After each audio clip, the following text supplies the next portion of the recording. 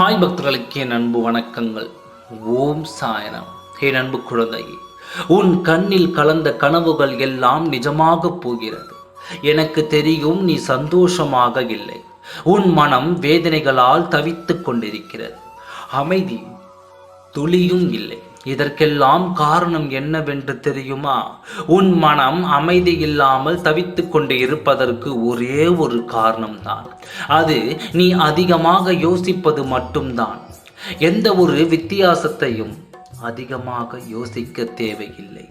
ஏனெனில் எப்பொழுதுமே சிறப்பான முடிவுகள் எல்லாம் சில நொடிகளில் தான் எடுக்கப்படுகின்றன. எனவே மனதை அலைப்பாய விடாமல் ஒரே நேர்கோட்டில் சிந்தித்து பார்.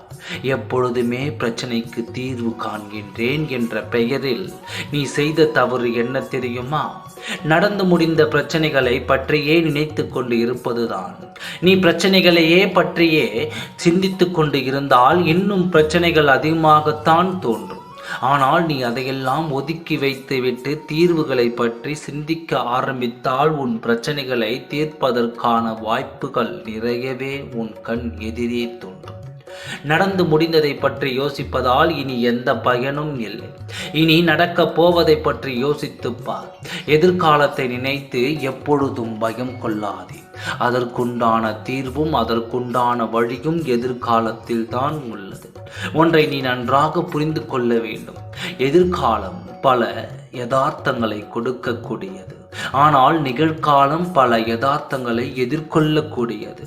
சிந்தித்து செயல்படு, கலங்காதே, புலம்பாதே, நின்று போகாதே.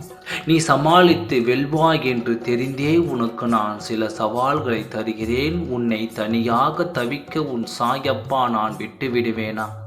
இத்தனை சோதனைகளையும் தருகின்ற நானே அதை தாங்கும் சக்தியையும் உனக்கு கொடுப்பேன். உன்னால் தாங்க முடியாத கஷ்டங்களை என்றும் நான் உனக்கு கொடுக்க மாட்டேன். இந்த நிலை கூடிய விரைவில் மாறும். நீ செய்ய வேண்டியது எல்லாம் உனது இந்த இக்கட்டான சூழ்நிலையை என் மேல் நம்பிக்கை கொண்டு தினமனதோடு கடந்து வா. எல்லாவற்றையும் நான் பார்த்து கொள்கிறேன். நம்பிக்கையோடு இரு. நல்லதே நடக்கும். ஓம் சாய்ராம். நன்றி, வணக்கம்.